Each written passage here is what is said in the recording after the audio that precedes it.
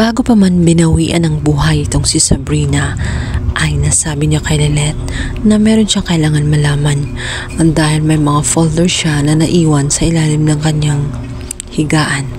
Yun ang kanyang itinuturo, yun ang magiging sagot sa lahat ng katanungan at yun ang magbubunyag tungkol sa kung anong meron silang dalawa ni Renan Alon. Natulala si Lelet, ngunit sa tingin niya ay mahalaga ang sinasabi nitong si Sabrina.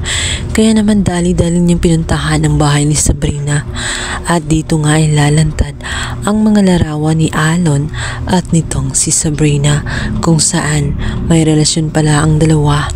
At naiinis si Lelet dahil pinagsabay ang kanyang kapatid at itong si Sabrina. Sa madaling salita ay niloloko lamang ni Alon ang kanyang kapatid. Muling bumalik si Court at itong si Lelet sa ospital. Alam niya na patay na si Sabrina at hindi na niya masasabi ang totoo. Ngunit sa pagkakataong yun, dala niya ang folder kung saan yun ang tinutukoy nga ni Sabrina.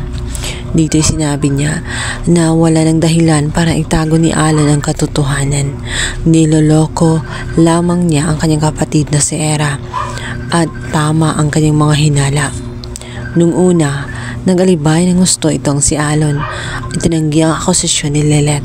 Sinabi nito na noon pa man ay naninira na itong si Lelet dahil ayaw nga nito sa kanya at gumagawa lamang daw umano ito ng kwento. Nung una din hindi naniwala itong si Era. Sinabi nito na tigilan na ang pagdadrama nitong si Lelet sapagkat walang katotohanan.